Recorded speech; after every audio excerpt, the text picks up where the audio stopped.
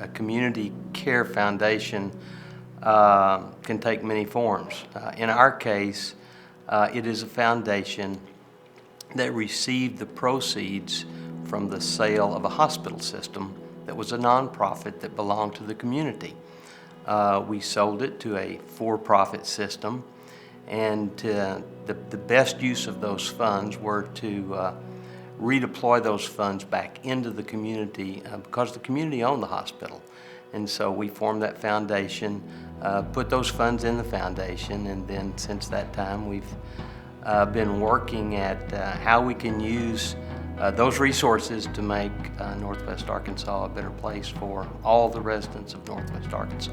I was never involved in a nonprofit that didn't have to raise funds.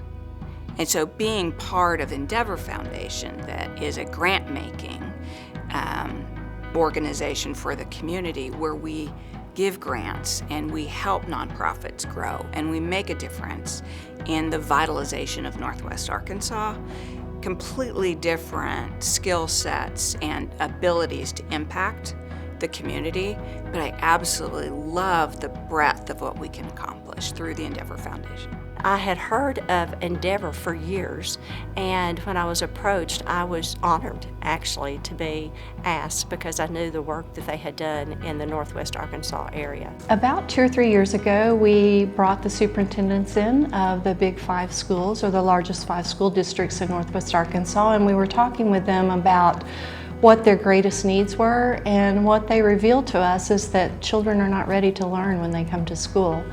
It was very eye-opening for us because they said that they just didn't have time to teach children now because there were so many needs that the kids had, from their mental health and behavioral needs to their physical health to their lack of basic needs, food and clothing and shelter and their safety. And so that's how it all began, with conversations with the superintendents. And to some extent, the idea that really they were stewing on and wanting to come about was just put a social worker in each one of our schools, and that'll help move the needle and solve the problem. We put paper on the wall, and we were like, no, if you had all the money in the world to dream big, what would you want? Then they started dreaming big. Like, oh, we would like a center that we could call and say, we need so-and-so, so. We were like, thank you. That's what we were talking about, really dreaming big.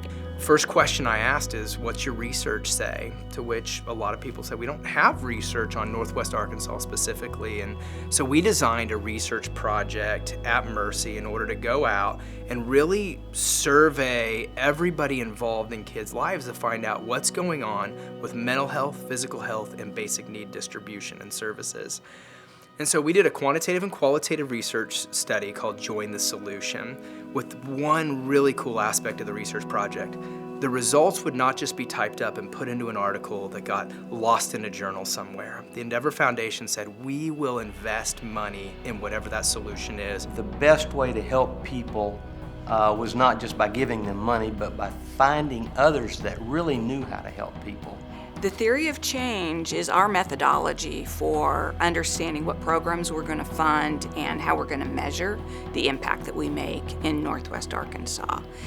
It really allows us as a board to promote systemic change while helping Northwest Arkansas become a thriving community for all people. The Center for Collaborative Care was a really unique idea because it provides services for the human services sector in its entirety.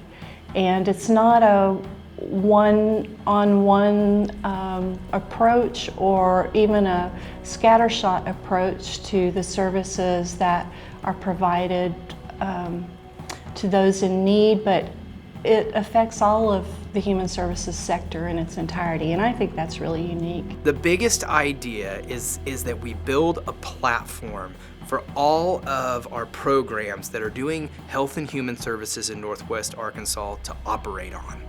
That platform provides the ability for these organizations to begin to align themselves in a collaborative way that they can move people through the entire system.